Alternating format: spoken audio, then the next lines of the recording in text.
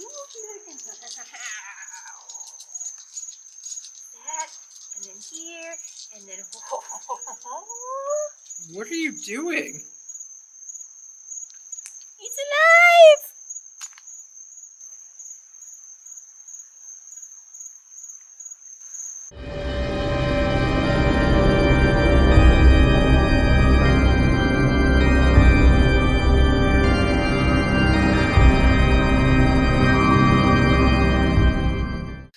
Welcome to the Coffee House. I'm Curtis. And I'm Tiffany. And welcome to our 13 Games of Halloween mini-series special. And in this series, we're looking at 13 games that pass the vibe check for spooky season. That's right. This is sort of an informal series. We're taking an informal look at these 13 games. We're not going to get super deep into the rules or the depth of the mechanics. It's not a review series. It's more of a general overview, kind of how the game plays, why we like it, and why we think you should bring it to your table. Now we're taking a look at Dysonstein.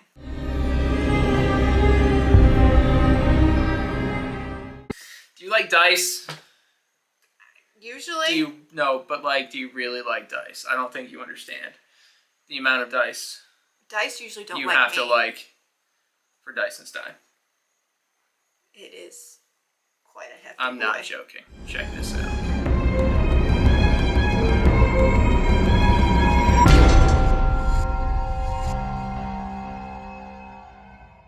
In Dysonstein, you are a mad scientist trying to create an army of horrific monstrosities that you piece together by ransacking the graveyard. And you do this by rolling just buckets and buckets and buckets and buckets and buckets of dice. So basically what you're going to be doing is you're going to be strolling through the graveyard, and depending on these tracks that you have on your player board, you're going to be picking up all the dice in a particular plot. You're going to be throwing them into a bag, and then you're going to be drawing a certain amount from this bag based, again, on said stats, and you're going to give these dice a chuck. And then from there, what you're going to do is you're going to pick and choose which body parts and which stats you want to take and assemble your monster with, which will change pretty much every bit of gameplay for you. It's going to affect your movement speed, it's going to affect your damage, it's going to affect your health, it's going to affect how many dice you're able to take when you're ransacking these graves. The entire game is a dice chucking RNG fest, and if you have AP, it's probably not the game for you, but as it stands, for what it is, you're going to have a really good time with it, especially when you're using these abilities to beat the snot out of your opponents, because another core part of the game, not only are you assembling this monster, but you are beating up your opponents. You are entering their space, you're throwing a bucket load of different dice based on your attack value, and you're wailing them into the dirt. Because if you destroy them, guess what? You get to take their body parts. You also get bonuses for certain set collecting. There's another board that's to the side of the main board that's going to be randomly set up at the beginning of the game, and depending on the amount of body parts you have from these sets, you're going to get different victory points as well.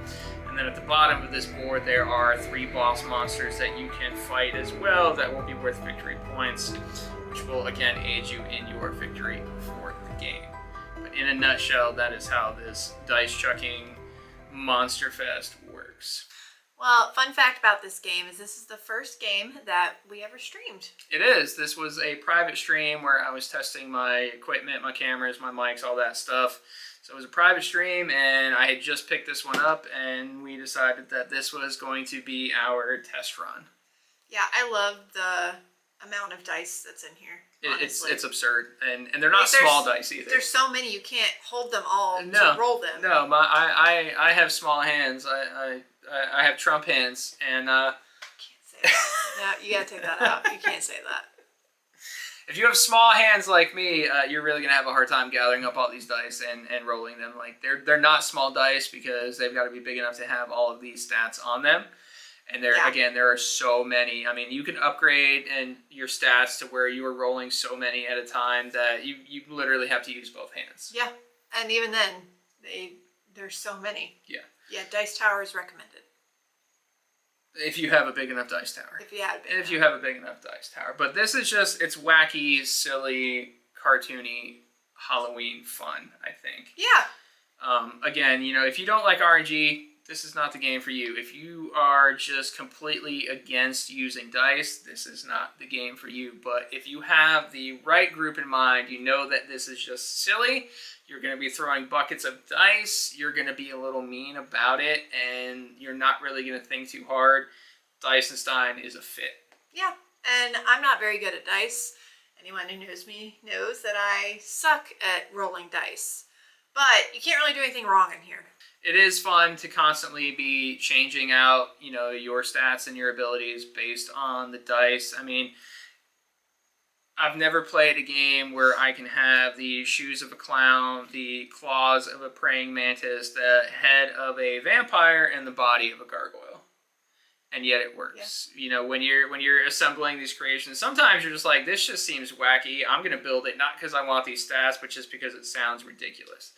And for every body part that you have as well, you get a unique ability because there is a ability card for each one of these monsters, and you get all of them.